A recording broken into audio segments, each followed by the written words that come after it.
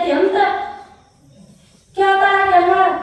ಏ ಇಲ್ರಿ ಹಂಗ ಅನ್ನಕ್ ಹೋಗ್ಬೇಡ್ರಿ, ಅವ್ರ ಬಿಟ್ಟಲ್ಲಪ್ಪ ಅಂತ ಸಾವುಕಾರನ ನನ್ಗ ಹೇರಿಸಿ ಕಳ್ಸ್ಯಾನ, ನೀ ಮನೆಯಾಗಿಡು ನಾ ಬರ್ತೀನಂತ ಹೇಳಿ ಹಿಂದ್ ಹುಡುಗಾನ ಅಂತ ಹೇಳ್ತಾನ. ಪರಮಾತ್ಮ ಯಾವ ರೂಪದಾಗ ಬರ್ತಾನ ಹೇಳಾಕ ಬರಂಗಿಲ್ಲ. ಅವಾಗ ಅಕ್ಕಿ ಅಂತಾಳ, ಆಯ್ತಪ್ಪ ನಮ್ಮ ಮನೆಯಾಗ ಇಡು ತುಂಬ್ತಿ ಅಂದ್ರ ಮಗ್ಲ ಬಿಟ್ಟಾಗ ಗುಡಿ ಐತಿ ಅದರೊಳಗ ಹೋಗಿ ಎಲ್ಲ ಸಾಮಾನು ಹೇರು ಅಂತ ಹೇಳ್ತಾಳೆ. ಯಾಕಂದ್ರ ಒಬ್ಬ ಗುರುವಿನ ಆಜ್ಞೆ, ಒಂದು ಪರಮಾತ್ಮನ ಆಜ್ಞೆ, ಯಾರು ಭಕ್ತಿ ಮತ್ತು ಜ್ಞಾನ ಮಾರ್ಗದೊಳಗೆ ಹೋಗ್ತೀವಲ್ಲ ನಾವು, ಅಲ್ಲಿ ಏನಾಗೈತಿ ಅಂದ್ರ ಯಾವ ವಾಕ್ಯಗಳು ಸುಳ್ಳಾಗಂಗಿಲ್ಲ. ಏನಾಗಿತ್ತು ಅಂದ್ರ ಗುರು ವಾಕ್ಯ ಹೆಂಗ್ ಇರ್ತೈತೆ ಅನ್ನೋದು ಒಂದು ವಚನದಿಂದ ಹೇಳಾಕ ನಾವು ಪ್ರಯತ್ನ ಪಡ್ತೇವೆ. ಏನಂದ್ರ ಪೂರ್ವದಲ್ಲಿ ಉದಯಿಸುವ ಸೂರ್ಯನು ಪಶ್ಚಿಮದಲ್ಲಿ ಉದಯಿಸಬಹುದು, ಕೆಸರಿನಲ್ಲಿ ಅರಳುವ ಕಮಲವು ಬಂಡೆಗಲ್ಲಿನ ಮೇಲೆ ಅರಳಬಹುದು. ಕೆಸರಿನೊಳಗೆ ಅರಳುವ ಕಮಲವು ಬಂಡೆಗಲ್ಲಿನ ಮೇಲೆ ಅರಳಬಹುದು ಅಂತ ಅರಳಿಲ್ಲ, ಅರಳಬಹುದು. ಬೆಟ್ಟ ಗುಡ್ಡಗಳು ಹಕ್ಕಿಯಾಗಿ ಹಾರಬಹುದು. ಬೆಟ್ಟ ಗುಡ್ಡ ಹಕ್ಕಿಯಾಗಿ ಹಾರಬಹುದು ಅಂದ್ರೆ ಹಾಕೋಣ ಕೇಳಿರು ಅದು ಕೂತ್ರಿಲ್ಲ, ಹಾರಬಹುದು ಅಷ್ಟ. ಕ್ಷಣಕಾಲ ಬೆಂಕಿಯೂ ಕೂಡ ತಂಪಾಗಬಹುದು, ಕ್ಷಣಕಾಲ ಬೆಂಕಿ ತಂಪಾಗಬಹುದು. ಆದರೆ ಸದ್ಗುರು ಶಿವಾಜಿ ಅಪ್ಪಾಜಿ ಅವರು ಹೇಳಿದ ವಾಕ್ಯ ಎಂದೂ ಸುಳ್ಳಾಗಲಾರದು. ಸದ್ಗುರು ಶಿವಾಜಿ ಅಪ್ಪಾಜಿ ಅವರು ಹೇಳಿದ ವಾಕ್ಯನೂ ಸುಳ್ಳಾಗಂಗಿಲ್ಲ. ಪರಮಾತ್ಮ ಬಂದು ನಮಗ್ ಕಾಪಾಡಕ್ಕೆ ನಿಂತ ಅಂದ್ರ ನಮಗ ಸದ್ಗತಿನ ಆಗತ್ತೆ ಹೊರತಾಗಿ ನಮ್ಮ ಬದುಕು ಎಂದೂ ನೀರಾಗ ಮುಳಗಂಗಿಲ್ಲ. ಏನಾಗಿತ್ತು ಅಂದ್ರ ವಿಠಲ ಪಂತ ಸಂತಿಗೆ ಹೋದ, ಈ ಹಮಾಲ ಎಲ್ಲವನ್ನೂ ಆ ವಿಠಲನ ಗುಡಿಯೊಳಗ ಹೇರು ಹೊತ್ನ್ಯಾಗ ಏನಾಗಿತ್ತು ಅಂದ್ರ ಅವನ ನಾಲಿಗೆಯಿಂದ ಧಾರಾಕಾರವಾಗಿ ರಗತ ಸುರಿಯಾಕತ್ತೈತಿ. ಅವಾಗ ವಿಠಲ ಪಂತನ ಹೆಂಡತಿ ನೋಡ್ತಾಳ, ಏನಪ್ಪ ಇಷ್ಟೆಲ್ಲ ಕೆಲಸ ಮಾಡಕತ್ತಿ, ನಾಲ್ಗ್ಯಾಗ ರಗತ ಬರಾಕತ್ತೈತಿ, ಏನ್ ಮಾಡ್ಯಾನಿ, ಏನಾಗೈತಿ ಅಂತ ಕೇಳ್ತಾಳ. ಅವಾಗ ಅವ ಹೇಳ್ತಾನ, ಏನಿಲ್ಲವ ನಿಮ್ಮ ಮನೆಯವರಿಗೆ ತರೂರ್ ಒಂದ್ ಸ್ವಲ್ಪ ತಡ ಆಗ್ತದೆ, ದಾರ್ಯಾಗ ನಿಂದ್ರಿಸಿ ರೇಜಿನ ಪಾಣಿಗೆ ನನ್ನ ನಾಲಿಗೆ ಹೋಗಿ ಕಳಿಸ್ಯಾನ ಅಂತ ಹೇಳ್ಬಿಡ್ತಾನ್ರಿ ಹಿಂದಿ ಮುಂದೆ ಅಮ್ಮನ. ಅವಾಗ ಗೊತ್ತಾಗಿ ಭಗವತ್ ಪುರಾಣ ಓದ್ತಾರ, ವೇದಶಾಸ್ತ್ರ ಉಪನಿಷತ್ತುಗಳನ್ನ ತಿಳಿಸ್ತಾರ, ಇಂಥ ಅಧರ್ಮದ ಕೆಲಸ ಮಾಡ್ಯಾರ ಬರ್ಲಿ ಅವ್ರು ಅಂತಾಳೀಕಿ. ಮತ್ತೆ ಏನಾರ ಒಂದ್ ಸ್ವಲ್ಪ ಸುದ್ದಿ ಇರ್ತಿತ್ತು ಅಂದ್ರೆ ನಾವು ಹಂಗ ಮಾಡ್ತೀವಿ, ಬರ್ ನಮ್ಮ ಮನಿಗೆಲ್ಲ ಬರ್ಲಿ ಅಂತಿರ್ತೀವಿ ನಾವು, ಮನಿಗೆಲ್ಲ ಬರ್ಲಿ ನೋಡು ನಾವು ಅಂತೀವಿ. ಅದೇ ರೀತಿ ಅವ್ರು ಬರ್ಲಿ ನಾ ಕೇಳ್ತೀನಿ ಅಂತ ಅಷ್ಟೊತ್ತಿಗೆ ಎಲ್ಲಾ ಸಾಮಾನು ಗುಡಿಯಾಗ ಹೇರಿ ಇವ ಏನ್ ಮಾಡ್ತಾನ ಅಂದ್ರ ಹೋಗಿ ಬಿಡ್ತಾನೆ. ಇವ ಬರ್ತಾನ ವಿಠಲಪ್ಪ ಅಂತ ಮನಿ, ಚೀಲ್ದಾಗ 2 ಬದ್ನಿಕಾಯಿ ಉಳ್ಳಾಗಡ್ಡಿ ಹಾಕೊಂಡು ಮಾಡ್ ಸಾರ ಅಂತ ಇವ ಬರ್ತಾನ. ಅಷ್ಟೊತ್ತಿಗೆ ಮನಿ ತುಂಬ ತುಂಬಿರ್ತಾಯಿದೆ ಅಂತಾಳಾಕಿ, ನೀನು ಕಳಿಸಿ ಅದು ಹಿಂದೆ ಮತ್ತೆ ಎಲ್ಲ ತುಂಬಿಸಿ ಹೋಗ್ಯಾನವಲ್ಲ, ನೀ ಅಂತಂದಿದ್ದು ಬದ್ನಿಕಾಯಿ ಸೊತ್ತಿಗೆ ಅಂತ ಯಾರನ್ನು ಕಳಿಸ್ಲು ಮಾರಾಯ ಅಂತಾನವ. ನಾನ 4 ಮಂದಿ ಕೇಳ 5,000 ರೂಪಾಯಿ ಇಸ್ಕೊಂಡಿಟ್ಟು ಸಂತಿ ತರಬೇಕಾಗ ಇಷ್ಟೊತ್ತಾಗೈತಿ, ನನಗೆ ಸೇವಕರು ಬರ್ಬೇಕು, ಏನ್ ಸುದ್ದಿ ಆಗತ್ತಿ ನೀನು ಅಂತ. ಏನಿಲ್ಲ, ನೀ ತಡ ಮಾಡಿದಕ್ಕೆ ಅವ್ನು ನಾಲ್ಗಿ ಸತಕ್ಕೆ ಕೂದ್ ಕಳಿಸಿ ಅಂತ ಧಾರಾಕಾರವಾಗಿ ರಗತ್ ಹರಿಯಾಕತ್ತೈತಿ ಅಂತ ಹೇಳ್ತಿ ಹೇಳ್ತಾಳ.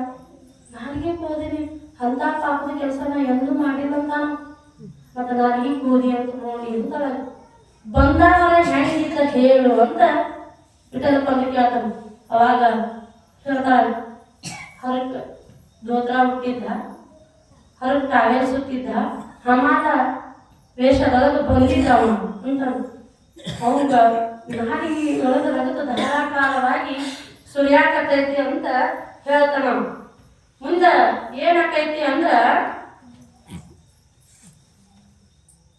ಅವಾಗ ಹೇಳ್ತಿ ಅಂತ ಬೇಯಾಕತ್ತಾಳ, ನೀ ಎಲ್ಲ ನಾಲ್ಗಿ ಕೋರ್ ಕಳಿಸಿ ಅಂತ ಅವನು ನೆನಪಕ್ಕತ್ರ.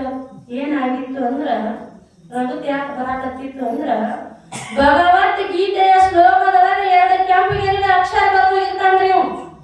ಭಗವಂತನ ನಾಮಸ್ಮರಣೆ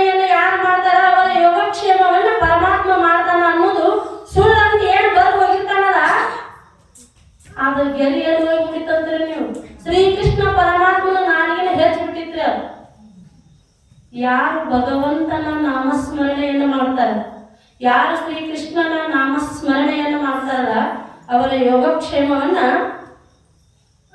ಸ್ವತಃ ತಾನೇ ಬಂದು ಮಾಡ್ತಾನಂತ ಆ ಶ್ಲೋಕದೊಳಗೆ ತಿಳಿಸಿತ್ತು. ಅದನ್ನ ಇವ ಏನ್ ಮಾಡಿದ್ದ ಅಂದ್ರ ಗೀಟ್ ಹಾಕಿದ್ದ. ಅವಾಗಂತ ಹೆಂಡತಿಗೆ, ನೀ ಎಂತ ಪುಣ್ಯಾತ್ಮ ಇದ್ದಿ, ಎಷ್ಟು ಪುಣ್ಯವನ್ನ ಮಾಡಿ ನೀನು, ಅಂತ ಸಾಕ್ಷಾತ್ ಶ್ರೀಕೃಷ್ಣ ಪರಮಾತ್ಮನೇ ಬಂದು ನಿನಗೆ ದರ್ಶನ ಮಾಡಿಕೊಟ್ಟಾನ, ಅಂತವನ ನಾಲಿಗೆ ಒಳಗೆ ನಾ ರಕ್ತ ದರ್ಶಿದ್ಯಲ್ಲ, ನನ್ನಂತ ಪಾಪಿನ ಯಾರು ಇಲ್ಲ ಅಂತಾನೆ. ಯಾರು ವಿಠಲಪ್ಪ ಅಂತ. ನಾವು ಸತ್ಯ ಮಾರ್ಗದೊಳಗ, ನೀತಿ ಮಾರ್ಗದೊಳಗ ಪರಮಾತ್ಮನನ್ನ, ಗುರುವಿನನ್ನ ನಾಮಸ್ಮರಣೆಯನ್ನು ಮಾಡಿದ್ದೆ ಆದ್ರ ಏನಾಗೈತಿ ಅಂದ್ರ ಸ್ವತಃ ಗುರುನ ಬರ್ತಾನಂತ, ಸ್ವತಃ ಪರಮಾತ್ಮನೇ ಬಂದ ನಮ್ಮನ್ನ ಕಾಪಾಡ್ತಾನ. ಹೆಂಗ ಅಂದ್ರ ಗುರು ಕೃಪೆಗಾಗಿ ಬಂದೆ ನಾನಿಂದೆ, ದರ್ಶನ ಕೊಡು ತಂದೆ.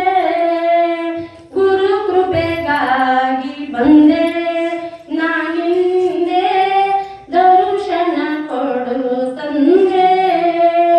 ಬಳಲಿ ಬಳಲಿ ನಾ ಬಲು ನೊಂದೆ, ನರಳಿ ನರಳಿ ಗುರು ಬಳಿ ಬಂದೆ.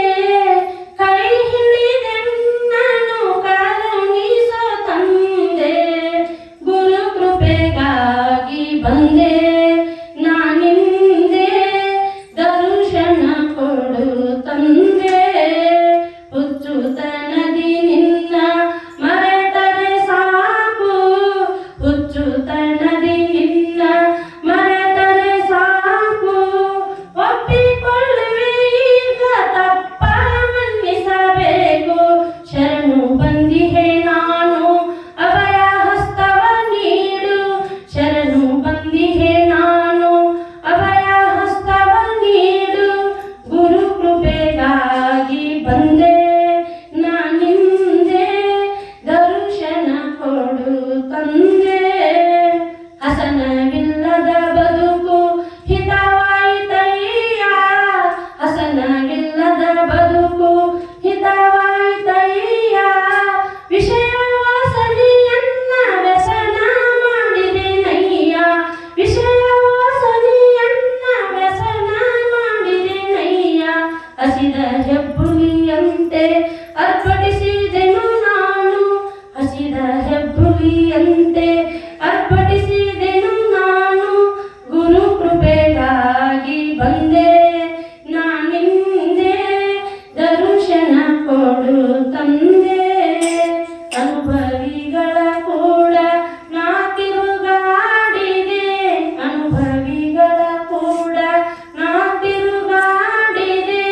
ಅಂಟಿಕೊಳ್ಳದೆ ಎನ್ನ ಅಲ್ಪ ಬುದ್ಧಿಯ ಬಿಡದೆ, ಅಂಟಿಕೊಳ್ಳದೆ ಎನ್ನ ಅಲ್ಪ ಬುದ್ಧಿಯ ಬಿಡದೆ. ತತ್ವ ಪಾಲಿಪನಂತೆ ತಲೆಯ ನಲುಗಾಡಿಸಿದೆ, ತತ್ವ ಪಾಲಿಪನಂತೆ ತಲೆಯ ನಲುಗಾಡಿಸಿದೆ. ಗುರು ಕೃಪೆಗಾಗಿ ಬಂದೆ ನಾನಿಂದೆ, ದರ್ಶನ ಕೊಡು ತಂದೆ. ನಾವು ಏನನ್ನ ಮಾಡಬೇಕು ಅಂದ್ರ ಸದಾ ಕಾಲ ಗುರುವಿನ ಕೃಪೆಯನ್ನ, ಗುರು ಆಶೀರ್ವಾದವನ್ನ ನಾವು ಸಂಪಾದಿಸಿಕೊಳ್ಳಬೇಕಾಗಿತ್ತಂದ್ರ ಗುರುವಿನಲ್ಲಿ ಅನನ್ಯ ಪ್ರೇಮವನ್ನು ಮಾಡಬೇಕು, ಗುರು ಸೇವೆಯನ್ನು ಮಾಡಬೇಕು, ಗುರು ಹೇಳಿದಂಗ ನಾವು ನಡಿಬೇಕು. ನಾವು ಯಾಕೆ ಮಾಡಂದ್ರೆ ನಮ್ಮ ಸಂಸಾರ ಆಗಂಗಿಲ್ಲ ಅಂದ್ರೂ ಒಂದು ಉಪಾಯ ಐತಿ. ಗುರು ಹೇಳಿದಂಗ ಮಾಡೋದಾಗ್ಲಿಕ್ಕೂ ಗುರು ಸ್ಮರಣೆಯ ಮಾಡಕ್ ಬರ್ತದೆ ನಮಗ. ಗುರುವಿನ ಸ್ಮರಣೆಯನ್ನು ಯಾರು ಎಡಬಿಡದ ಮಾಡ್ತಾರಲ್ಲ ಅವರಿಗೂ ಯಾವಾಗಲೂ ಪರಮಾತ್ಮ ಗುರು ಕಾಪಾಡ್ತಾನೆ. ಒಂದೇ ನಿಮಿಷ ಬಿಡ್ತೀನಿ ನಾನು. ದೇವಚಿಯ ದ್ವಾರಿ ಉಪಾಕ್ಷಣ ಬರೆ ತೇನೆ ಮುಕ್ತಿ ಚಾರಿ ಸಾಧಿಲ್ಯ, ಹರಿಮುಖೆ ಮನ ಹರಿಮುಖೆ ಮನ ಪುಣ್ಯಾಚಿ ಗಣನ ಕೋಣ ಕರಿ ಅಂದಾರ. ಇದು ಮರಾಠಿ ಒಳಗೆ ಸಂತ ಹಿಂಗೆ ಹೇಳ್ಯಾರ, ಪರಮಾತ್ಮನ ನಾಮಸ್ಮರಣೆಯನ್ನು ನಾವು ದಿನಕ್ಕೆ ಒಂದೆರಡು ಸಲ ಮಾಡಿದ್ರೆ 4 ತರದ ಮೋಕ್ಷಗಳನ್ನು ಕೊಡ್ತಾನಂತ. ಸದಾ ಕಾಲ ಮಾಡಿದೀವಿ ಅಂದ್ರೆ ಎಡಬಿಡದೆ ಮಾಡಿದೀವಿ ಅಂದ್ರೆ ಆ ಪುಣ್ಯಕ್ಕೆ ಗಣನೆನೇ ಇಲ್ಲ ಅಂತ. ಆ ಪುಣ್ಯಕ್ಕೆ ಮೋಕ್ಷವೇ ಆಗ್ತೈತಂತ ಎಂದು ಹೇಳುತ್ತಾ ನನ್ನೆರಡು ವಾಕ್ಯ ರೂಪ ಕುಸುಮಗಳನ್ನು ಸದ್ಗುರು ಶಿವಯೋಗಿ ಅಪ್ಪಾಜಿಯವರ ಚರಣ ಕಮಲಗಳಲ್ಲಿ ಮಾತೋಶ್ರೀ ಮಹಾದೇವಿ ಅಮ್ಮನವರ ಚರಣ ಕಮಲಗಳಲ್ಲಿ ಅರ್ಪಿಸುತ್ತಾ ನನ್ನ ಪ್ರವಚನಕ್ಕೆ ವಿರಾಮ ಹೇಳುತ್ತೇನೆ. ಓಂ ತತ್ಸತ್.